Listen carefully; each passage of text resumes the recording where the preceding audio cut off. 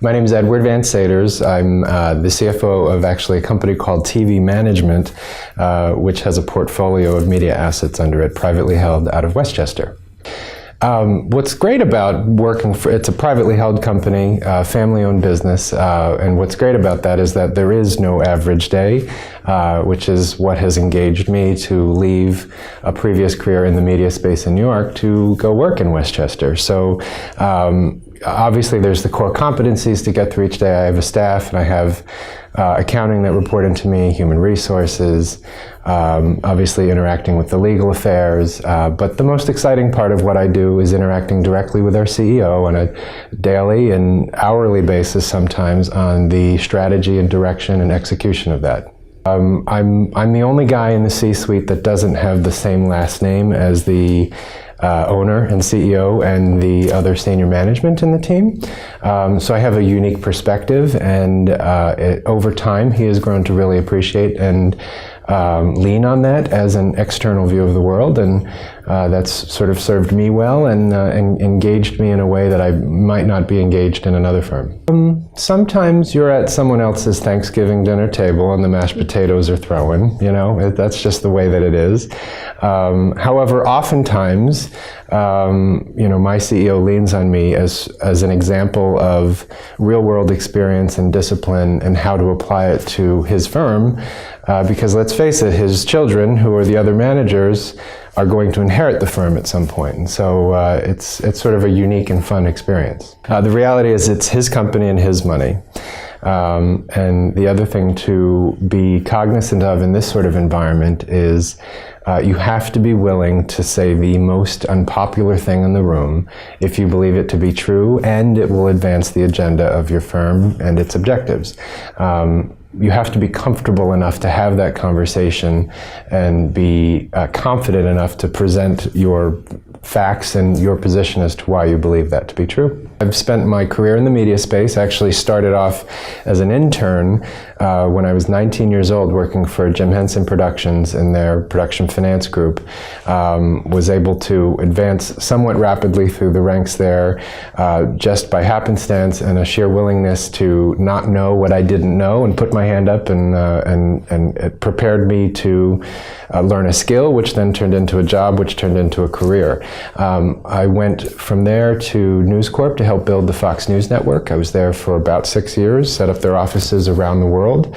And it was a very, very exciting time to be there. Nobody thought we would succeed. They literally were building the walls around us when I first arrived there. My last assignment there is I was the director of finance for a joint venture called Network News Service, which was owned by ABC, CBS, and Fox, where I sat at the CBS Broadcast Center, reported to a guy from ABC, but was still paid by Fox. So it was a bureaucracy like you couldn't imagine, but it was a great experience. I then went to claim some .com gold, which was ill-founded, but it is true that you learn more from the failures than you do from the successes. I transitioned from there back into a large media role, going to Universal Television to manage the USA Network. Shortly after I arrived there, we went through a merger with NBC. So then I was part of the GE NBCU family and was actually, by all accounts, a rising star there and doing very well and managing an extremely profitable business in a very dynamic environment. However, the .com that I had left previously, a couple years had passed, the world had changed. They had received a pretty healthy investment from a venture capital firm. There was a valuation that was attainable to create multiples and make a whole lot of people wealthy. And we had an opportunity for that to occur, and it slipped through our hands because we chose for it to. And when I say we, I mean really the leadership had decided that they were running a billion-dollar company and not a company worth hundreds of millions.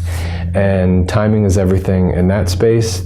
Right around that time, Google purchased YouTube. And this .com that I was involved with was a young men's brand that focused around short-form video on the web, which was still sort of a new phenomenon at that time.